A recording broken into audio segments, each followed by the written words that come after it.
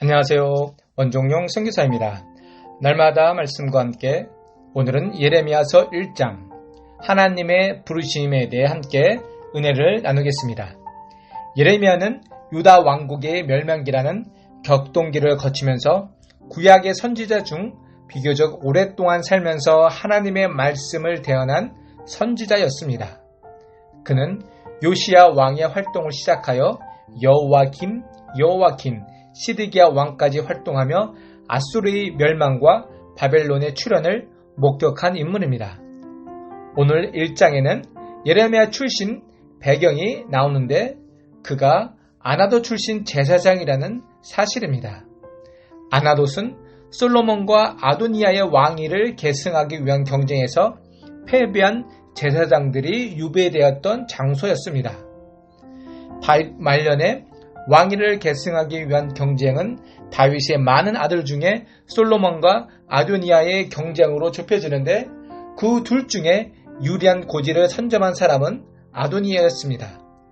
아도니아에게는 이스라엘의 군대 장갑 요압이 그의 편이 되었고 정통 제사장 가문인 아비아달도 아도니아를 지지했습니다. 반면 솔로몬은 선지자 나단과 제사장 사독만이 그의 곁에 있었습니다. 하지만 최종적으로 다윗이 솔로몬을 지지하자 결국 솔로몬이 왕위에 오르고 아도니아와 그를 지지한 사람들은 피해 대가를 치르게 됩니다.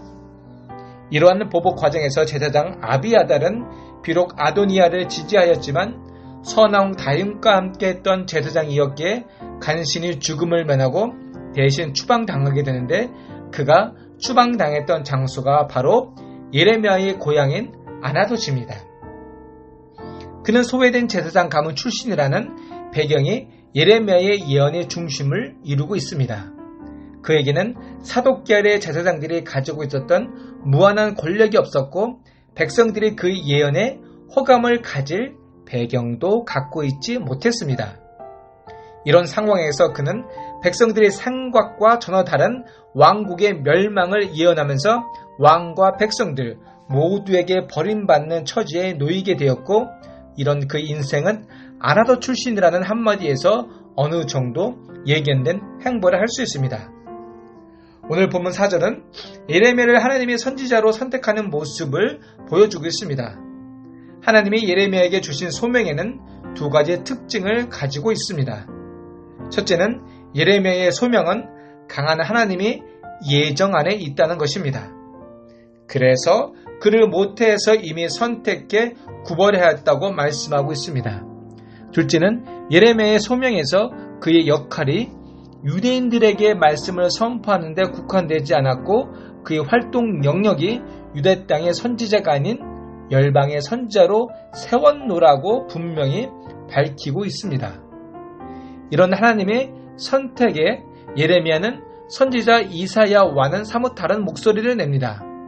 이사야 선지자는 내가 여기 있나이다 나를 보내소서라고 대답하는 반면에 예레미야는 오늘 6절에 보면 내가 이르되 슬프도소이다 주 여호와여 보소서 나는 아이라 말할 줄을 알지 못하나이다 라고 이 상황을 회피하고 있었습니다.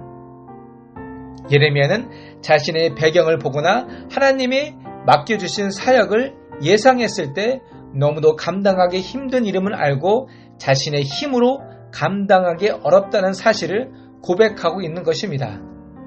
이는 말이 어느 나라라고 항변하는 모세의 경우와 매우 비슷합니다. 이제 열등감에 있는 예레미야에게 사명을 감당할 수 있게 해주는 하나님의 위로와 설득이 이어집니다. 이제 하나님께서 자신을 어린 아이라고 말하는 선지자의 항변에 대해 7절, 8절에 말씀하고 있습니다. 그 말씀은 묻지 말고 따지지 말고 그냥 가라고 명하십니다. 더 이상 자신을 아이라 말하지 말라. 즉 열등감에서 벗어나서 하나님의 명령을 어떤 환경에 서든지 수행하라고 명령하고 있는 것입니다. 하지만 무조건적인 명령이 아닌 내가 너와 함께하면 구원할 것이라고 말씀하시면서 임마누엘의 하나님의 약속을 통해 예레미야에게 용기를 주고 있습니다. 그러면서 하나님의 손이 예레미야의 입술에 대고 하나님이 내 말을 내 입술에 두었다라고 말씀하시면서 그를 이스라엘의 선지자로 삼으십니다.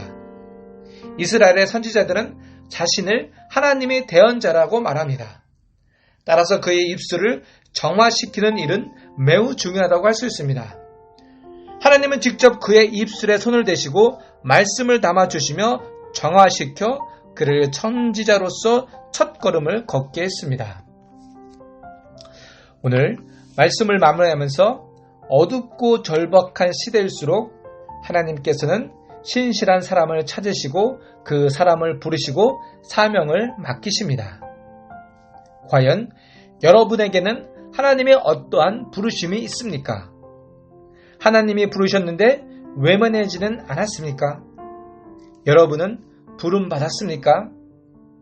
오늘 하루 과연 나의 부르심이 어떤 것인지 깨닫는 하루가 되기를 축원합니다. 아멘. 기도하겠습니다. 하나님, 우리를 지명하여 부르신 주님을 찬양합니다. 오늘 과연 우리의 소명이 무엇인지 깨닫는 하루가 되게 하옵소서. 예수님 이름으로 기도드렸습니다. 아멘.